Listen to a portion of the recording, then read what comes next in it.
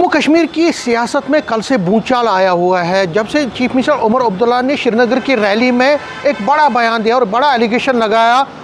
BJP पर और कहा कि बीजेपी ने उनके एक सिटिंग एमएलए जो कि नेशनल कॉन्फ्रेंस से हैं और जम्मू से हैं, उनको 20 से 30 करोड़ रुपए की ऑफ़र दी थी, रिश्वत दी थी। उनको कहा था कि अगर आप स्विच करेंगे नेशनल कॉन्फ्रेंस में से छोड़ के फिर बीजेपी ज्वाइन करेंगे, अलग जाएंगे नेशनल कॉन्फ्रेंस को छोड़ के, तो आपको 20 से 30 करोड़ रुपया दिया जाएगा, आपको एक मिनिस्ट्रियल बर्थ दिया जाएगा और स्टेटहुड की जो आपकी डिमांड है उसको भी पूरा किया जाएगा। जब से ये एलिगेशन लगाई है उमर अब्दुल्ला ने, सबसे लगातार नेशनल कॉन्फ्रेंस के खिलाफ और खासकर सीएम उमर अब्दुल्ला के खिलाफ बीजेपी की मशीनरी जो है पीछे पड़ गई है। कल यहाँ जम्मू की बात तो छोड़ दीजिए, कश्मीर की बात तो छोड़ दीजिए, दिल्ली में भी लगातार दिल्ली के बड़े नेता जो बीजेपी के हैं उन्होंने प्रेस कॉन्फ्रेंस के ज़रिए उमर अब्दुल्ला को चैलेंज किया और उनको कहा कि आप प्रूव कीजिए, आप अपना जो आपने एलिगेशन लगाई है उसको प्रूव कीजिए कि किस एमएलए को हमने 20 से 30 करोड़ रुपए की ऑफ़र दी थी। यहाँ की अगर हम जम्मू कश्मीर की बात करें तो यहाँ तो रविंदर रैना जो कि बीजेपी के प्रेसिडेंट भी रह चुके हैं, बड़े नेता हैं, RS पठानिया जो कि स्पोक्स पर्सन है, एमएलए हैं,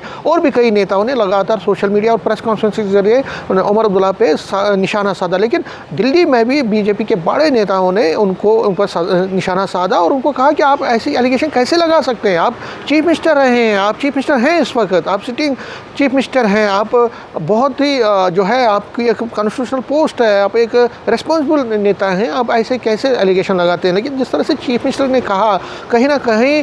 कई एक्सपर्ट्स ये भी कह रहे हैं कि बीजेपी जो है लगातार कोशिश तो कर रही है कि जम्मू कश्मीर की सरकार को इंस्टेबल करे, लेकिन वो इस चीज़ में ज़्यादा बिलीव नहीं करते हैं कि एक सिटिंग एमएलए को 20 से 30 करोड़ रुपया दिया जा सकता है। इस पर कोई शक है। हालांकि जो बीजेपी है वो इसको सारे से इनकार कर रही है, लेकिन नेशनल कॉन्फ्रेंस के नेता ये कह रहे हैं कि अगर चीफ मिनिस्टर उमर अब्दुल्ला ने ये बात कही है तो कहीं ना कहीं बात है, कोई ना कोई चीज़ हुई है, कोई ना कोई चीज़ जो हुई है तभी चीफ मिनिस्टर ने ये कहा। लेकिन जो वार और प्रतिवार है इस 20 और 30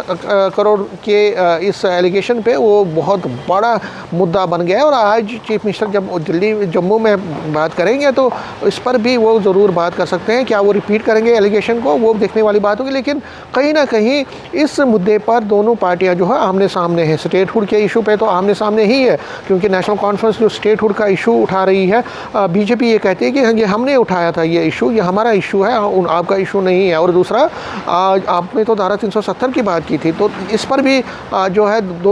दो पार्टियां जो है एलिगेशन और काउंटर एलिगेशन लगा रही है। लेकिन जो ये 20 से 30 करोड़ रुपए का एलिगेशन है ये बहुत बड़ा है और इसमें आगे चल के क्या निकलता है इस पर हमारी नज़र रहेगी। नेटवर्क 18 के लिए मैं समीर भट्ट।